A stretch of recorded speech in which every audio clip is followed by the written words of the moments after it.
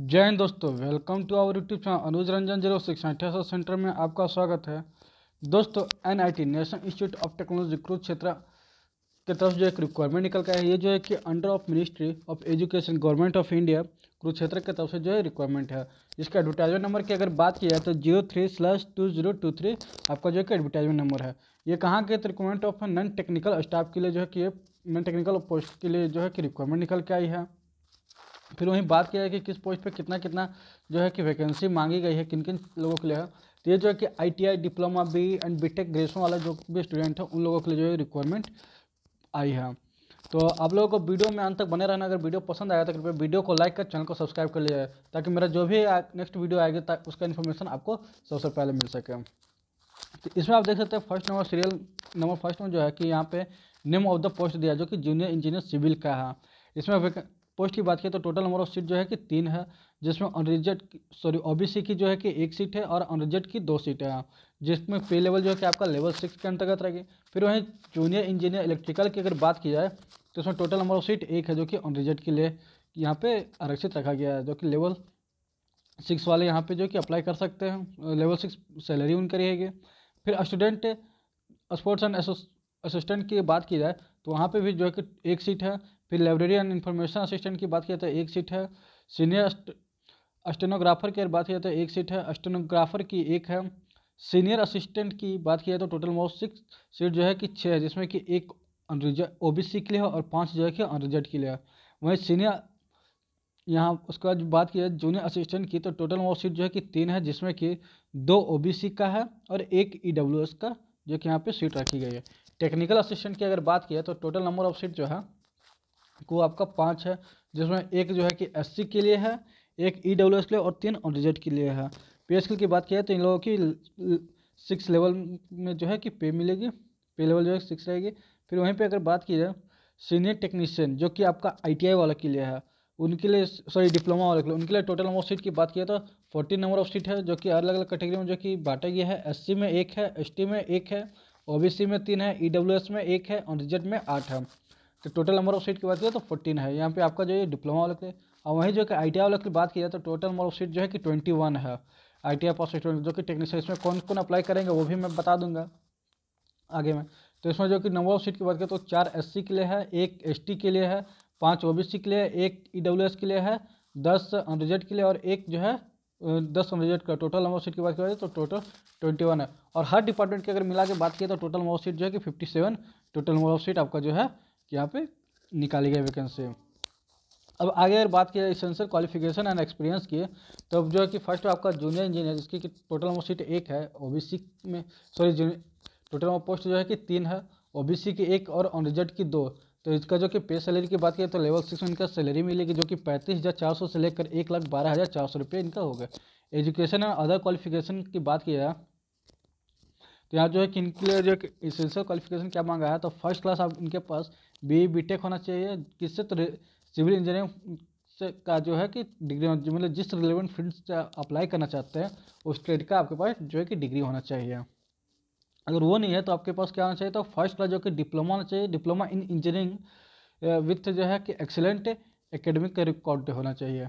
Age limit की बात की तो टोटल जो है कि अनरिजर्व के लिए 30 साल है, और इसमें जो है कि आप कैटेगरी वाइज अगर आप आते हो OBC के लिए 3 साल एक्स्ट्रा मिलेगा, ST SC से अगर आप अप्लाई करते हो तो 5 साल आपको एक्स्ट्रा जो है कि मिलेगी। इसमें जो कि 1 साल का पीरियड ड्यूटी होगा, उसके बाद जो कि 1 साल बाद आप यानी 12 महीने बाद 13वां महीना जो है परमानेंट आप हो जाएगी। फिर वहीं बात की है जूनियर इंजीनियर इलेक्ट्रिकल की, तो इसमें जो है कि 1 सीट है।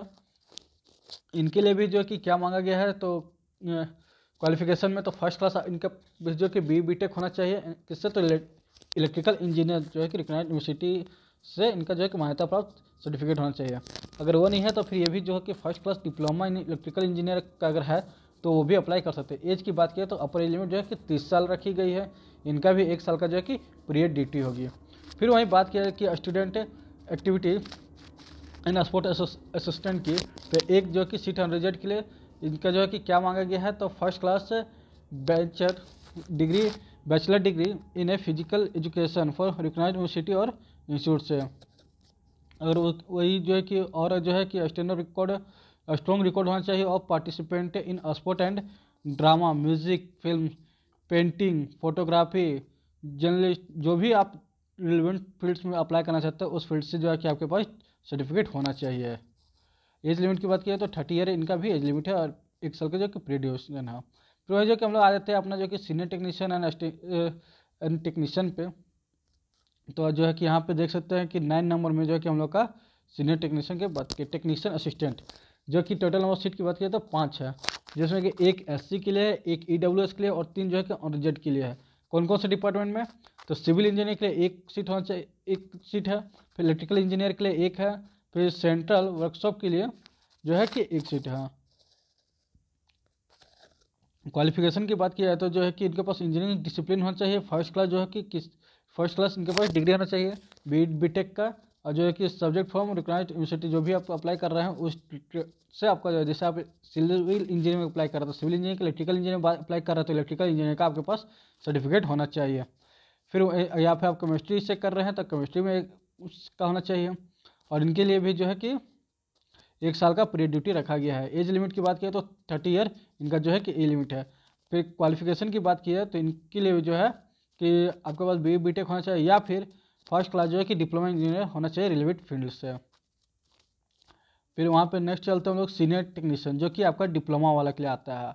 उसमें क्या मांगा गया है कि इसमें टोटल नंबर सीट की बात किया तो 14 नंबर ऑफ सीट है, जिसमें क्या क्या डिमांड किया गया है या कौन कौन अप्लाई कर सकते हैं। सिविल इंजीनियर वाले कर सकते हैं, electrical engineer, mechanical engineer, electrical and communication engineer, computer engineer, computer application, central workshop, ये लोग जो है कि अप्लाई कर सकते हैं। यानी कि ऑल ओवर जितना भी डिप्लोमा का कैटेगरी होता है सब में जो है कि 1-1 2-2 सीट करके जो है इन्होंने ऑलमोस्ट सारे कैटेगरी वाइज को अप्लाई करने को मौका दिया है।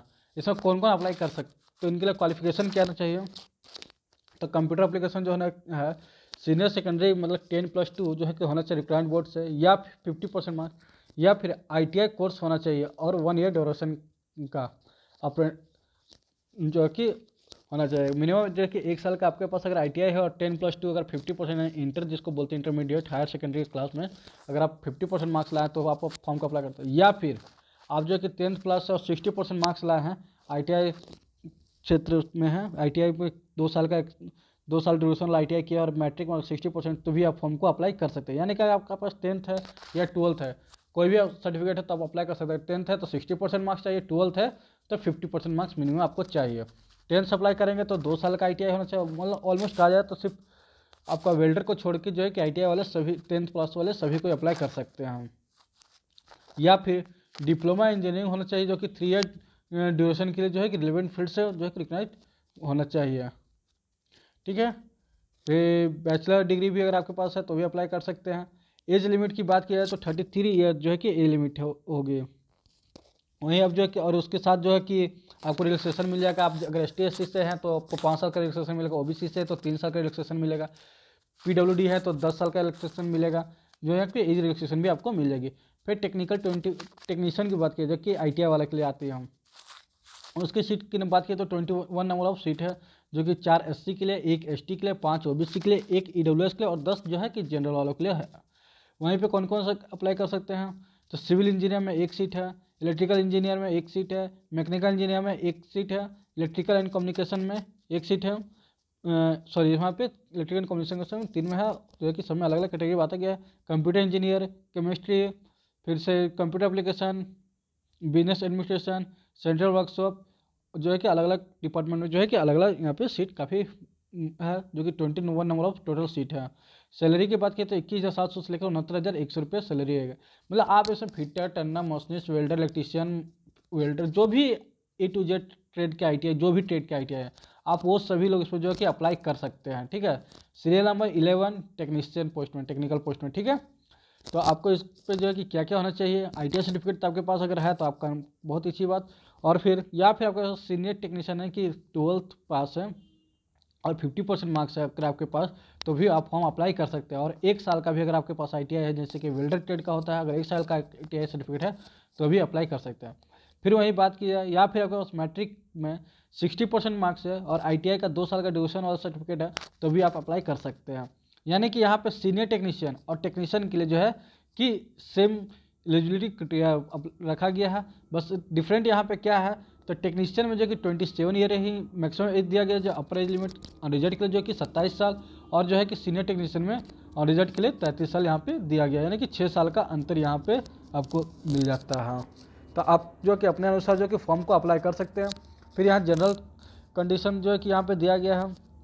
अगर हम लोग जो है कि यहाँ मेन पॉइंट पे चलते हैं, फिर जो कि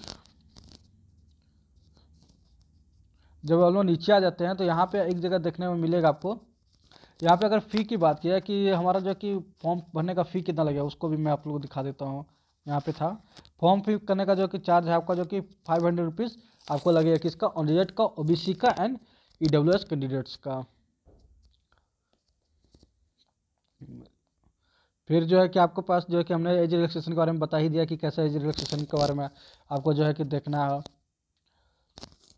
फिर हम लोग जो है कि चलते हैं और नीचे जो है और भी कुछ हाउ टू अप्लाई कैसे करना है, इस पर जो है कि आप लोग www.nitk.ac.in पे जो है कि जाके आप लोग को जो अप्लाई करना है।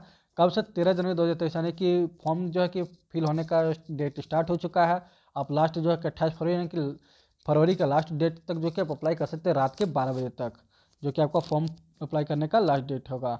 और फिर जो है कि इंपॉर्टेंट डेट की अगर बात करें, जहाँ पे सबसे इंपॉर्टेंट बात आपको यहाँ पे check list on document to be submitted along with the hard copy of application, यानी कि आप जो भी फॉर्म में अप्लाई करेंगे उसका जो भी हार्ड कॉपी होगा वो सारा जो है कि आपको एड्रेस पे भेजना पड़ेगा लिफाफा में करके। वो क्या क्या करना है, तो प्रिंट आउट ऑन ऑफ जो है कि online application daily signature in each page, यानी कि जो भी आप भेजो, आप अप्लाई करने टाइम जो अपलोड करोगे वो सारा का जो है कि एक हार्ड कॉपी प्रिंट करके उसमें जो है कि अपने से सेल्फ अटेस्टेड करके जो है कि उसको भेजना है। कौन कौन सा है, तो अगर आप मैट्रिक इंटर में भर रहे हो तो उसका सर्टिफिकेट का जो है कि जीरोस पे आपको देना है सेल्फ अटेस्टेड। फिर ST SC OBC कैटेगरी जो भी आप अपना कैटेगरी वाइज डाल रहे हो, अप्लाई कर रहे हो, या एक्स सर्विसमैन का, तो भी आपको जो है कि आपको सेल्फ अटेस्टेड करना है। तो यानी कि आप अपने अनुसार से देख लेना यहाँ पे जो जो आपको फॉर्म अप्लाई करने में लगेगा वो सारा जो है कि अप्लाई करने के बाद उस पर जो सेल्फ अटेस्टेड करके आप वहाँ पे देना। इंपॉर्टेंट डेट की अगर बात की है तो फॉर्म जो है कि ये नोटिस पब्लिश हुई थी 11 जनवरी 2023 को, जो कि हालांकि कुछ दिन पहले आ गए, जो कि मुझे थोड़ा लेट इन्फॉर्मेशन मिला, तो मैं आप लोगों के लिए थोड़ा लेट देना, तो आई होप इसके लिए सॉरी। और उसके बाद जो है कि डेट की अगर बात की, एप्लीकेशन फॉर्म अप्लाई करें तो 13 जनवरी से स्टार्ट होगा, कब तक, तो 28 फरवरी 2023 तक को जो है कि आपका फॉर्म अप्लाई होगा। Last date of receipt hard copy जो है कि आपका वो 7 मार्च तक ही रिसीव किया जाएगा। तो इस चीज़ को आप लोग जो है कि देखते रहना।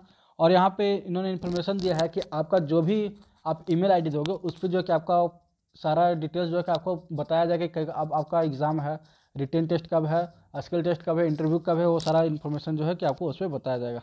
आई होप आप लोगों को वीडियो पसंद आएगा। अगर वीडियो पसंद आया तो कृपया वीडियो को लाइक कर चैनल को सब्सक्राइब करिएगा। मिलते हैं नेक्स्ट वीडियो में, तब तक thank you and bye bye.